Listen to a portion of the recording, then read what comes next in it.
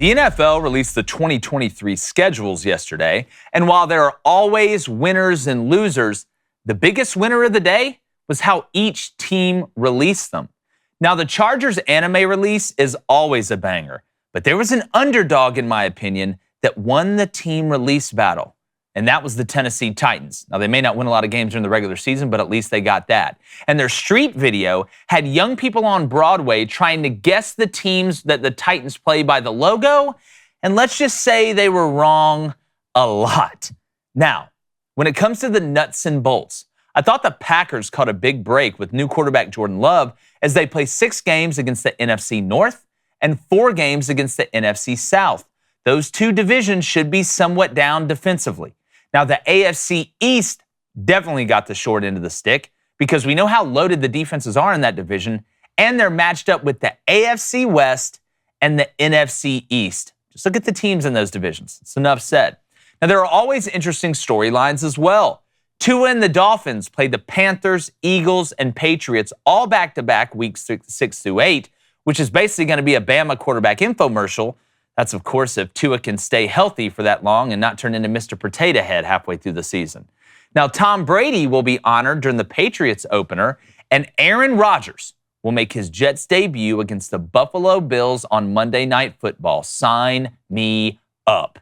Now, for you bettors out there, also take note that when the NFL releases a schedule, it's a little bit of foreshadowing on who the NFL thinks will be good or bad. Look at the times and the TV situations. Just look at the amount of primetime games the Chiefs play compared to, let's say, I don't know, the Texans. The Lions are also going to be highlighted a lot more than usual, which lets you know some of the higher-ups think this may be the year where they can turn the corner. Now, all in all, I think the NFL does a fantastic job of putting the best teams on display the most and giving us great matchups all through the season. And as a fan, that's all I can ask for. All right, I want to run this Titans video. This is so it is. It shows you we're screwed. I like the younger. We already knew we're screwed with the younger generations, but this just further proves it. Let's go ahead and play it. What the is that?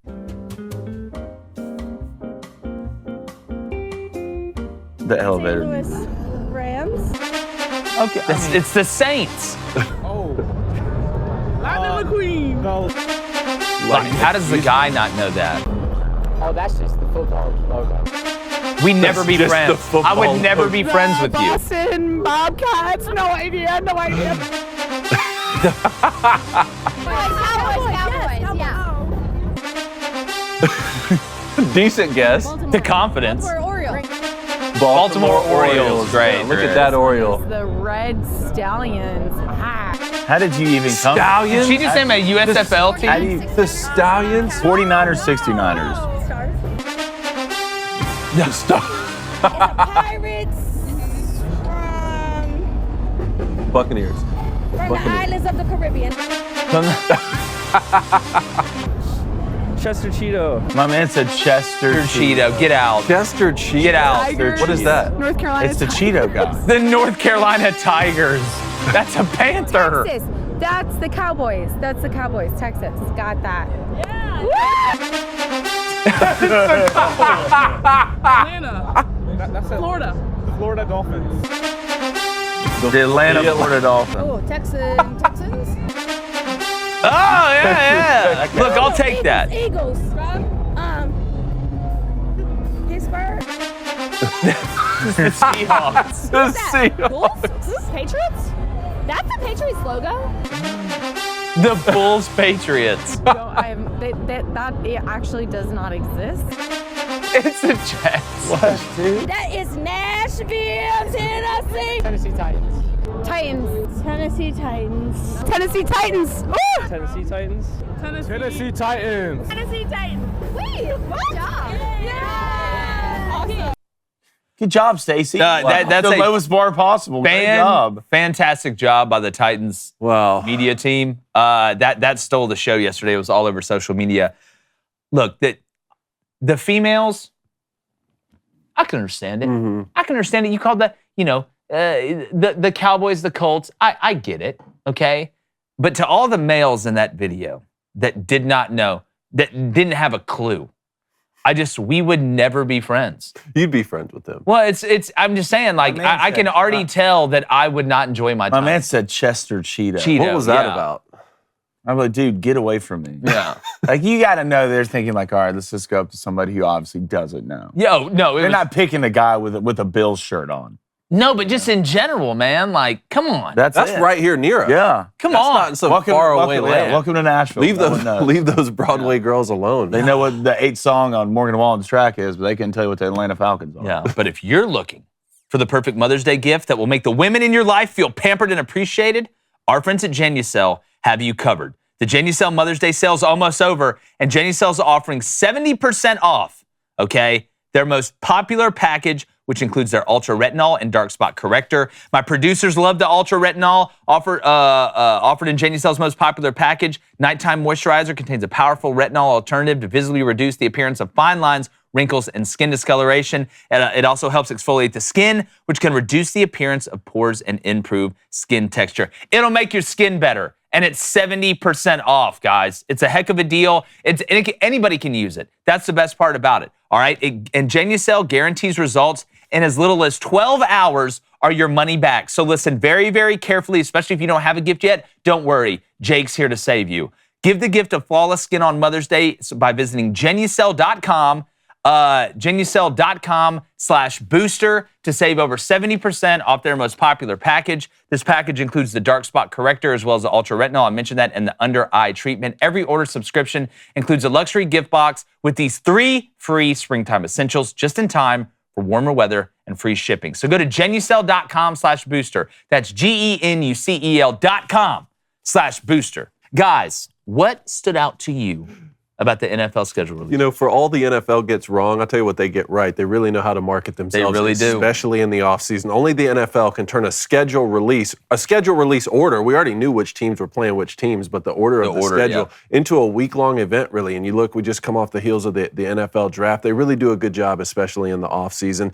And, you know, a schedule release, it only matters when every game matters and when you have, you know, football has fewer games, so each one of them is as exciting as it can be. You can't really do that for baseball when you have 162 games slate. Oh, everybody's going to play Yankees everybody. are going to go play to the Braves. That's great. That's a cool series, but whatever. The Christmas Day games, you know, is kind of what stood out to me. You got Eagles Giants in a divisional matchup, Chiefs Raiders in a divisional matchup, and then the third one is San Francisco at the Ravens, which I think could be a lot of fun there. The international games, you and I were talking, I don't know how I feel about the international games. I feel like I'm winning you over, though. No, actually, I was talking to a neighbor last night. I was talking to one of my neighbors last night who is a Ravens fan, and he was so excited because the Ravens are playing the Titans, and that game was supposed to be here, and it gave him a chance to go see him. And he's like, well, that game's in London now, so I can't see him. Yeah. It's like, why can't those just be exhibition games? You know, I remember when Manchester United and I think it was Real Madrid played in the Big House at Michigan a couple years ago. Mm-hmm. Awesome, great. But it was an exhibition match. It wasn't for, you know, regular season or something like that. So I'm sort of going away from the international games. Well, what about preseason? Preseason. Let's do preseason. Let's play a couple preseason weeks over there. Aaron Rodgers takes a couple snaps, you know, not going to play the whole game. Yeah. What stood out to you? The thing about me is I'm going to be sitting on my couch watching Red Zone anyways. So, I mean, I don't care if it's in London or in Atlantis. So either way, as long as it's on TV, I'm going to be fine. Well, even those games are earlier a lot, too. Yeah. Remember, sometimes those games miss Red Zone. Oh, yeah. You walk into a fantasy on a Sunday, you think, I mean, you're going to wake up and set your lineup. Next thing you know, we're playing in Bangladesh at 3 a.m. Exactly. I didn't mean to play Travis Etienne. He got hurt in the first quarter. Yeah, he got kidnapped by a dragon. No, trust me, I felt that. I thought the Chiefs got a good slate. You got Detroit week 1, which will be a good game. I believe that game's at home. The Chiefs, you have most of your tough road games out in the first, and most of the big teams you play, like the Bengals, the Bills, the Eagles, they all come through Kansas City. So I think the Chiefs are slotting to be a 1 seed again, and I wouldn't be surprised if they're not. The one team I thought the Giants kind of got a short end of the stick. You get Dallas early, which you really don't want, and most of your tough games are on the road. So we'll see. I think the Chiefs are just lining up for another number 1 seed. And I think it's pretty inevitable. Yeah, the last thing I'll say about it, the international games to me, I have a theory, and again, I caught a lot of hell for it, is that if we played NFL games in Europe, it would be more legitimately, consistently, it would be more popular than soccer within 5 years. I really believe that. I just want to see that come to fruition. That's the reason why I enjoy it. Do I really care if they're playing in London or whatever? Like Flaming said, I'm going to be watching Red Zone anyway. But I do think if you send Patrick Mahomes, you're sending the Chiefs and the Dolphins overseas, that's going to show them the real thing. Like, y'all may love Tottenham and all that stuff's fun and great, and y'all can run around those little gangs and beat each other up because y'all are bored as hell, but you get Patrick Mahomes over there and Tyreek Hill and Jalen Waddle and some of them other guys, it'll become the most popular sport over there within 5 years. And I've had people hit me up, oh, I'm from England. No, it won't. Bet if they do, but they got to do it consistently, and you got to have good teams. Because I think it'd be cool if maybe eventually, and I know NFL Europe, you can't count that. That's like the G League. I'm talking about have a legit 1 or 2 teams over there, or maybe have a division over there where you have American players that are over there playing. I don't know. I think that's where we're going, and I don't mind it. I love football. I want to grow football so much that we get more of it, and it's everywhere, because y'all need to understand how I understand. But if you're a Chiefs or a Dolphins fan, that's one fewer game you get to go see. If I have season tickets, I'm not happy about that. And that's go play an exhibition. Yeah, and that's why I think you should have teams that are over there. Like, we don't need to put the Chiefs over there and get to the point where you don't have to send the Chiefs over there. But they got their own team, like the Birmingham Butter Boys or something. I Huh? think football needs something like the World Cup, like soccer has.